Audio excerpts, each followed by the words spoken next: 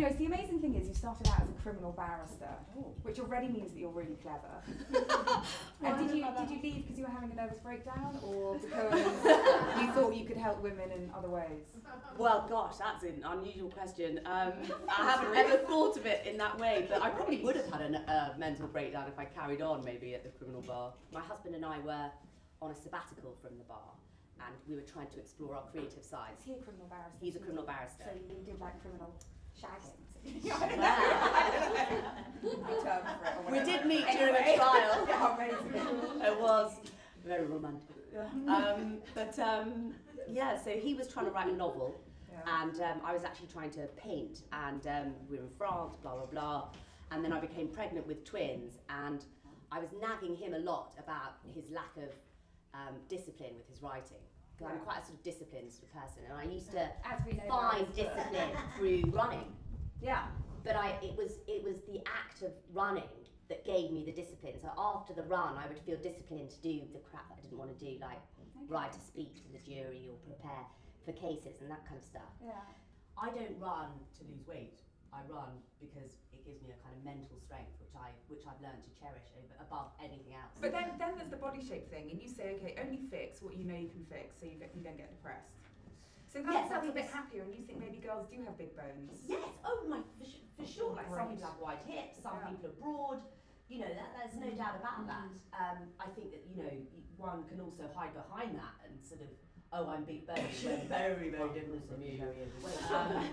Yes, that, right? No, I think that you know, one can be big boned, and also that I think that women, as we all can get really obsessed about being a certain way and a certain shape and a certain look. And actually, we're not going to be that certain shape or that certain look. We are going to be who we are. Our DNA dictates what we're going to look like, really.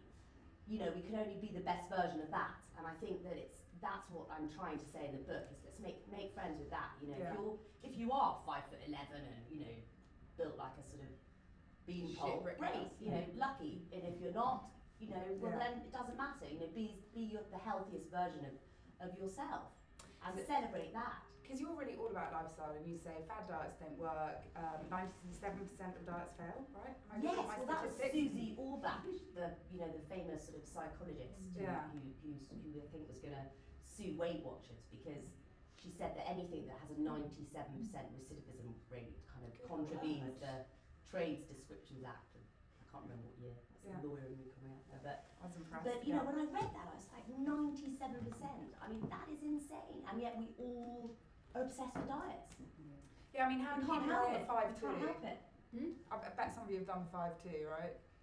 Yeah, and the 7-day detox. Like I do the 7-day juice diet, and and it does work. And then I feel, I'm bouncing, a bit like Tigger, quite irritating. But you know, as you say, I can't maintain, so that's why they all fail. Right. You know, the only diet that I think is a success, or the only way of eating this is a success, is if you are overweight, an eating regime that allows you to lose that weight and stay at that weight.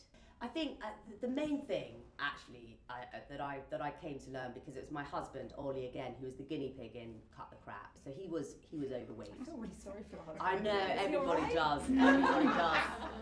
He's all right, isn't he, Alice? He's ripped. He's ripped. Yeah. Or gripped. Would you say ripped? Ripped. He's so not ripped. No. But he had a real kind of moment where he went to his school reunion, 20-year school reunion, and there was this photograph taken, and he saw it, and he was really upset because he was the sort of whip-it-thin, football-playing kind of guy at school, and he'd become the fat guy.